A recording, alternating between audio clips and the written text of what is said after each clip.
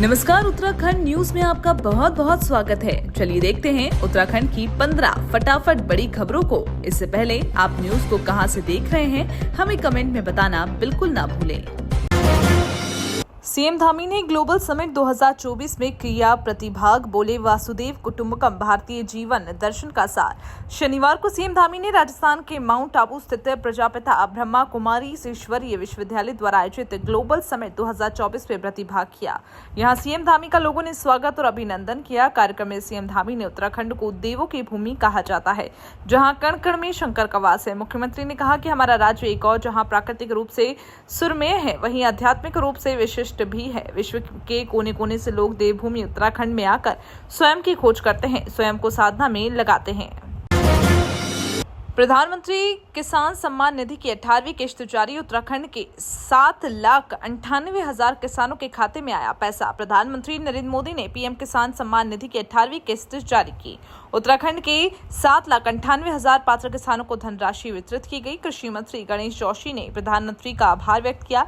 इस योजना का उद्देश्य किसानों को वित्तीय सहायता प्रदान करना है। पात्र किसान परिवारों को प्रतिवर्ष 6,000 रुपए की दर से प्रत्यक्ष आय सहायता उपलब्ध कराई जाती है।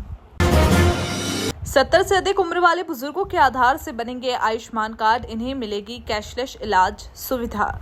आयुष्मान भारत योजना में 70 साल से अधिक उम्र के बुजुर्गों को 5 लाख तक कैशलेस इलाज की सुविधा देने के लिए आधार नंबर से आयुष्मान कार्ड बनाए जाएंगे। इस योजना के शुरू होने से प्रदेश में रहने वाले बाहरी राज्यों के बुजुर्गों को सूचीबद्ध अस्पतालों में कैशलेस इलाज की सुविधा, जो अभी तक योजना के दायरे में नहीं है। पुलिस लाइन में की मासिक अपराध गोष्ठी में एसएसपी ने कहा, महिला पुलिसकर्मियों को भी रात्रि ड्यूटी में शामिल करें। नैनीताल जिले में महिलाओं की सुरक्षा के लिए अब रात में ही महिला पुलिसकर्मी ड्यूटी पर नजर आएंगी। नैनीताल में हुई अपराध समीक्षा बैठक में एसएसपी ने सभी थाना अध्यक्षों को महिला पुलिसकर्मियों को भी रात्रि ड्यूटी में शामिल करने के निर्देश दिए। अचानक सीएम धामी ने बुलाई हाई लेवल मीटिंग, प्रदेश के सभी उच्च अधिकारियों को किया तलब। राजस्थान दौरे से वापस लौटते ही सीएम धामी ने अचानक से हाई लेवल मीटिंग बुलाई। सीएम ने स्टेट डाटा सेंटर की सभी सेवाएं अस्थायी रूप से बाधित होने पर कड़ी नाराजगी व्यक्त की है।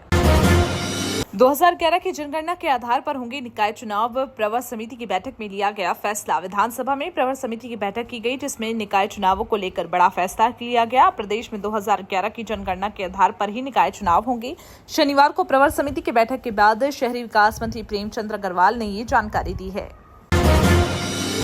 सैनिकों और पूर्व सैनिकों के मसले लटकाने पर मुख्य सचिव सख्त अफसरों को दिए तेजी दिखाने के निर्देश। मुख्य सचिव राधा रतूड़ी राज्य के सैनिकों, पूर्व सैनिकों और उनके आश्रितों से जुड़ी समस्याओं का समयबद्ध ढंग से निपटारा न किए जाने से नाराज हैं। उन्होंने सख्त रुख दिखाते हुए जिलाधिकारी से लेकर विभागाध्यक्षों और शासन में तैनात अधिकारियों को लंबित मसलों को तेजी से निपटाने के निर्देश दिए। स्वास्थ्य सेवा का हाल, 82 किलोमीटर दूर मिलता है महिलाओं को इलाज। अल्ट्रासाउंड के लिए 2 दिन इंतजार। चमोली जनपद की महिलाओं का स्वास्थ्य पूरी तरह से राम भरोसे है। गोपेश्वर हो चाहे ज्योतिर्मठ या नंदानगर, यहाँ की महिलाओं को इलाज के लिए 82 किलोमीटर दूर बेस अस्पताल श्रीकोट पर निर्भर रहना पड़ता है। जिला अस्पताल में प्रसव के लिए महिलाएं आती हैं, लेकिन महिला रोग विशेषज्ञ न होने के कारण उन्हें ऐन मौके पर रेफर कर दिया जाता है।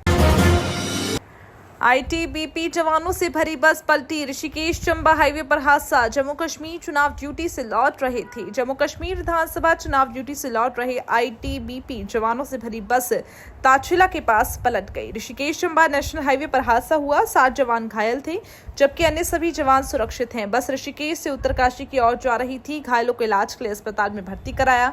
हादसे के बाद हाईवे पर दोनों ओर लंबा जाम लग गया।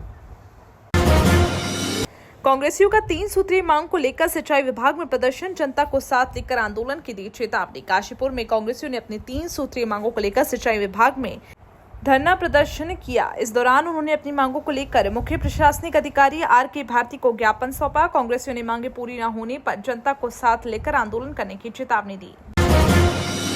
खेल सचिव ने किया अंतर्राष्ट्रीय स्टेडियम का दौरा, बोले सुरक्षात्मक कार्य किए जाने के परमिशन का इंतजार। सचिव खेल अमित सिन्हा हल्द्वानी पहुंचे, जहां उन्होंने गोलापार स्थित बहने की कगार पर आ गए अंतर्राष्ट्रीय स्टेडियम का स्थलीय निरीक्षण किया। इस दौरान उन्होंने गोला नदी से स्टेडियम में हुए भू कटाव और सुरक्षात्मक कार्यों का निरीक्षण करते हुए उन्होंने खेल विभाग के अधिकारियों से बातचीत की। सरकार ने दी ट्रेनिंग, अब राफ्टिंग कराने को लेकर तैयार। बेटियां पर्यटकों को कराएंगी गंगा की लहरों पर सैर। उत्तराखंड की बेटियां जल्द ही ऋषिकेश में गंगा नदी पर पर्यटकों को राफ्टिंग कराती नजर आएंगी। इसके लिए पर्यटन विभाग की ओर से 14 महिलाओं को white water river rafting guide का प्रशिक्षण दिया, जो अब पंजीकरण प्रक्रिया पूरी होने के बाद बतौर प्रोफेशनल राफ्टिंग गाइड अपना करियर शुरू करने को तैयार हैं।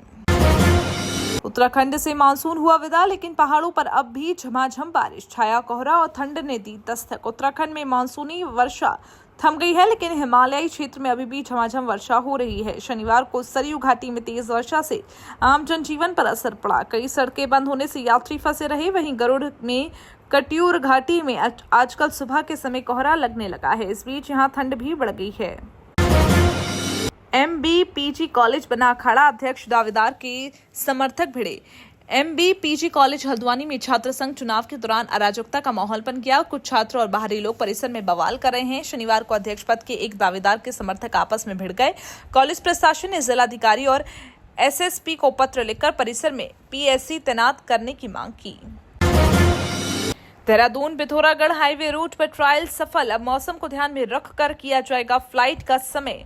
देहरादून पिथौरागढ़ हाईवे रूट पर अलायंस एयर द्वारा सफल ट्रायल करने के बाद अब फ्लाइट का समय तय करने पर विचार किया जा रहा है। पिथौरागढ़ के मौसम को ध्यान में रखकर इस फ्लाइट का समय तय किया जाएगा। ये तो थी उत्तराखंड की 15 बड़ी खबरें। रोजाना ऐसे ही सबसे पहले अपडेट पाने के लिए चैनल को सब्सक्राइब करना बिल्कुल ना भूलें। साथ ही वीडियो को लाइक भी कर दें। धन्यवाद।